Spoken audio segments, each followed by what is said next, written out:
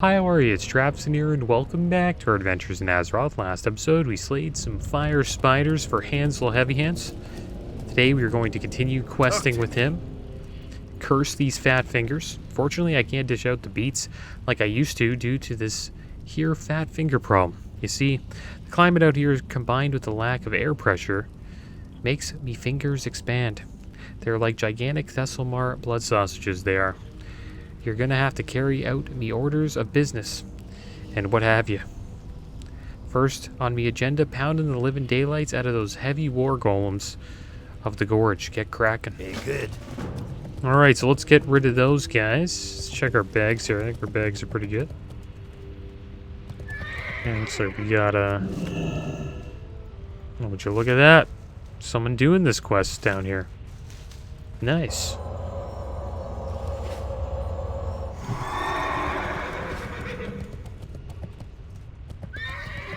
He's got the cool chocobo mount. It's like the Blood Elf mount. I always thought those looked like chocobos. I don't know if you guys know what a chocobo is, but it's like a bird mount that you would ride in Final Fantasy. Sometimes they would race them. I think they came out in first came out in like Final Fantasy VII. Let's get buffed up here. But yeah, it looks like there is going to be a new loot system in Wrath of Lich King. They are going to be releasing these things called Emblems. And supposedly they are going to be dropping in 10 and 25 man raids. And then dungeons will drop Emblems of Heroism. And these will be used in the Trial of Crusader and Icecrown Citadel. Which is kind of interesting.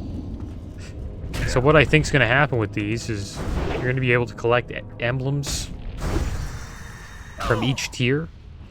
And then as the phases go up, you'll get a new emblem. And then with that new emblem, you will be able to purchase loot that is maybe like one tier behind. They do this with PvP gear in TBC, where you can buy the season gear by using tier from old raids, from last tier's raid. So with Black Temple, you can buy Season 3, I believe. Yeah, you can buy Season 3 Arena gear. And then in Tempest Keep, you can buy Season 2. And then all the other stuff from like Phase 1, like the tier from that, you can buy Season 1 gear.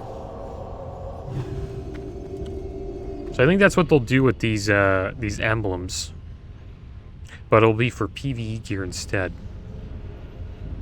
The thing is, a lot of people like the changes they made to TBC with being able to get badges from raids, not just dungeons.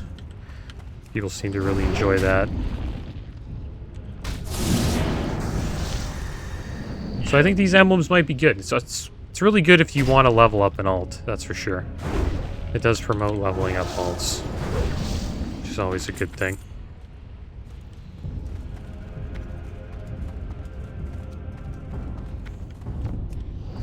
Let's deal with these war golems. We're probably going to have a pretty easy time in this place. We out-level a lot of the stuff here. Probably won't be here for too long. But we'll get a decent amount of quests done while we're here. Should head over to Ungoro Crater pretty soon. We do have our hearth set to Gadget Stand, so we could get there pretty damn quick. And that is all the way on the other side of the world. It's good that we kept our hearth there.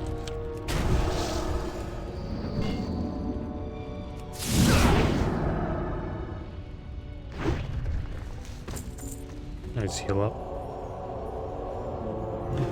Yeah, the beta's out. A lot of people are playing DKs in the beta. They look a lot of fun.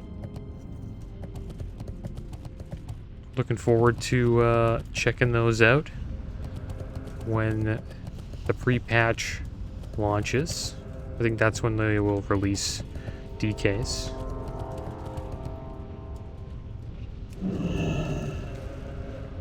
Supposedly there's like a bug with the gargoyle where it just like shoots like super fast. I'm pretty sure that's a bug. The thing is, I didn't play back in the day at the beginning of Wrath, so I didn't really ever, know how OP DKs were back then, but supposedly they were really OP. I started playing during the time Aldar came out. So I think by then DKs were nerfed. Oh, we got a cape. Best woven cape of the owl. That's better than the one we got. Probably not. Don't really need intellect and stamina. It's good to keep if we ever want to heal, I guess.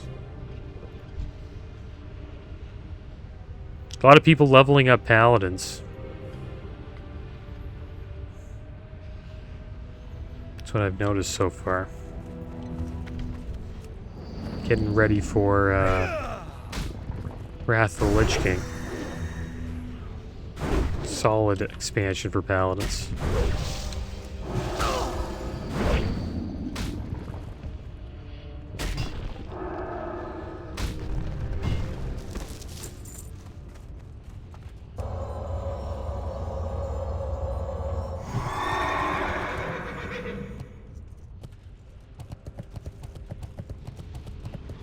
There's actually a lot of people leveling up here. No alliance, obviously. We're on Fairlina, but... Is that another paladin? It is. What the heck? Is that a DK? Oh, it looks like he had Bone Shield up there for a second. Now it's a paladin. Yeah, it looked like Bone Shield. That was cool.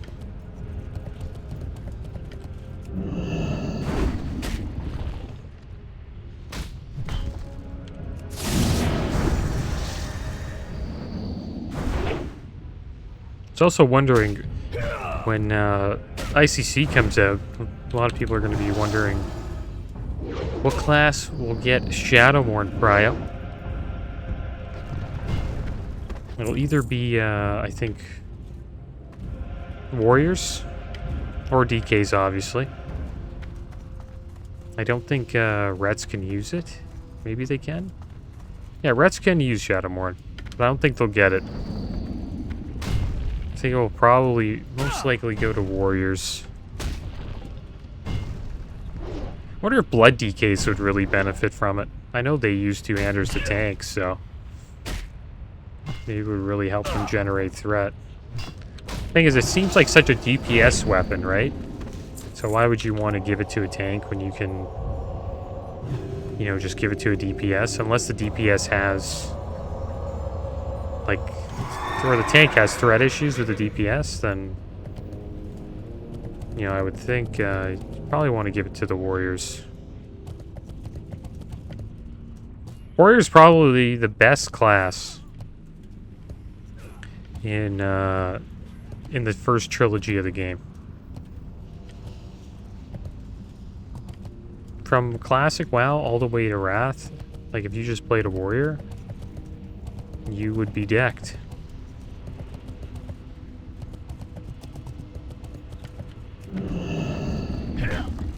Like you could get Thunder if you could tank. In Classic, you can get Thunder Fury. If you're lucky. And then in TBC, you can DPS as Fury. And get Glaives. And then in Wrath, you can DPS and get Shadowmourne. Pretty damn cool. Makes me think I should have kept on playing my Warrior. Didn't really think about that. But I have more fun on Rogue anyways. The cool thing about Shadowmourne, though, is there's no, like, random drop rate. Like, you just have to collect, like, some materials, and then you get the legendary.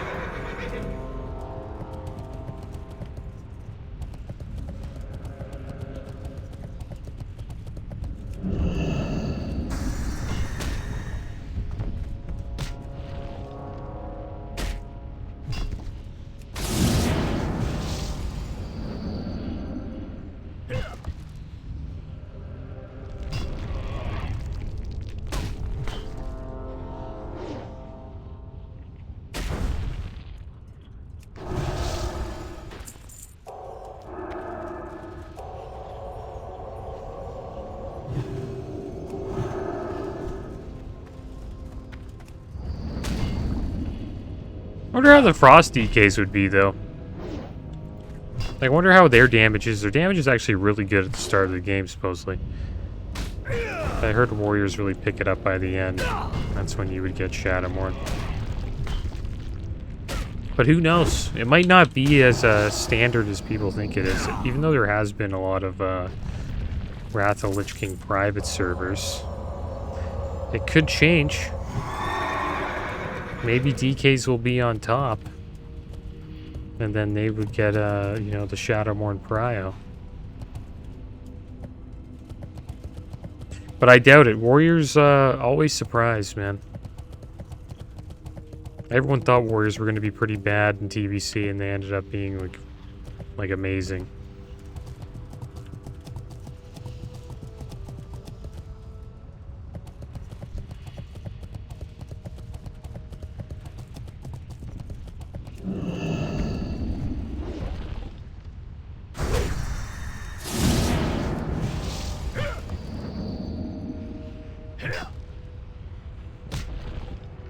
I wonder when they're going to announce pre-patch. I think it's kind of weird how they announced that retail is going to be coming out in 2022. But they haven't told us anything about the release of Wrath at all. You'd think Wrath is coming out in the next, like, 4 months, maybe. One thing we do know is the beta's out, so since the beta's out, that'll probably be like a month. Maybe 2. And then they'll probably announce a release date. I wonder when there's going to be a beta for Dragonflight. They only got, like, you know, 5 months. So I think they might need it. Thing is, what you hear is there isn't many new abilities in the game. Supposedly. So maybe they don't need as much beta testing. Maybe it, like, Shadowlands is just going to smoothly transfer over to Dragonflight. Like, maybe the characters are actually going to feel the same, but you're going to have a little bit more versatility with the talent trees. But I really do think that they need to get a beta out soon so people can play around with it and find, like, you know, bugs within, you know, the game and the talent trees, because some of the talent trees are probably pretty damn broken.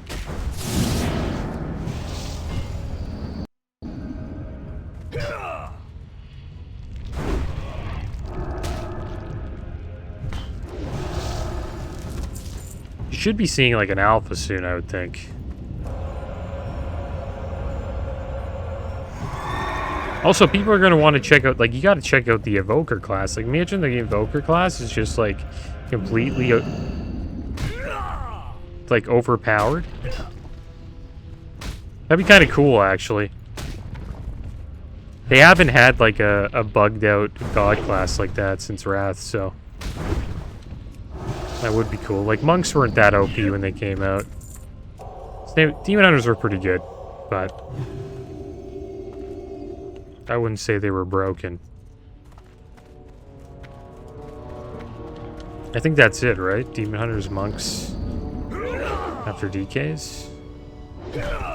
Now the next one's gonna be the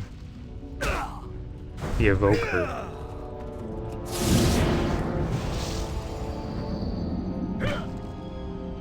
Just kind of like an interesting version of a mage, I guess.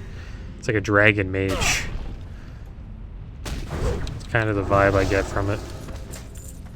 We're getting a lot of BOEs. This one's pretty junk though. It's just nature spell damage level 45. Decent amount of nature resist, nature spell damage. That'd be okay for an Ellie shaman. That'd actually be pretty good. Too bad we were not on Willy Diddly at the moment.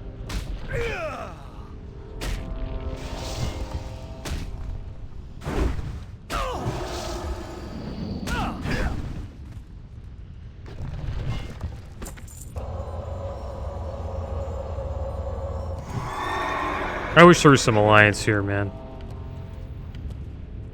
I think I'd have a lot more fun PvPing at the moment on my paladin. I think my paladin would truck some alliance.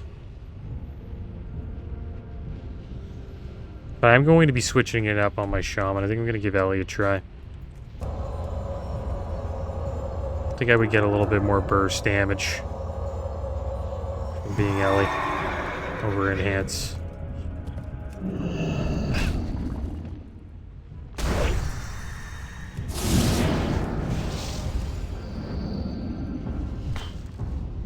Let's see what junk we got here. Make sure we sell some of it. Just gonna put it down here. Got some BOEs. Waste I don't think we'll use, so I'm just gonna get rid of it. This chest, we're just gonna sell. Same with that. Just looking at all the stuff we can just vendor fast. That's enough for now. We'll keep everything else.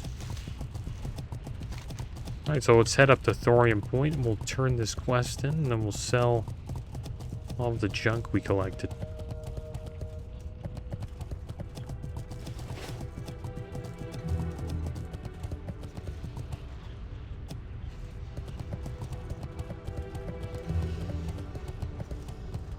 Is it the Fire Festival? Yeah. You actually get a cool buff from it. Is this, I think this is the festival where there's the Wicker Man, right? No, that's Halloween.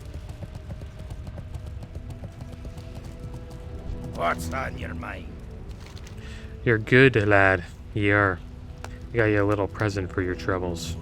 Looks like we're gonna get some plate hands, 12 strength, 7 stamina. Much more armor. The thing is, we don't do more damage. But we'll hold on to them. We'll hold on to them. There we go, we got Smith Burnett mooning us again. Let's get rid of all this junk. There we go. Alright, guys. Well, that is going to be the end of today's episode. Next episode, I guess we will continue questing with Hansel Heavy Hands. And we'll probably be here for a little bit longer. Probably by the time we hit level 54, we will head off to Ungoro Crater. But that is the end of today's episode. As always, thanks for watching. Keep your heads up. Later.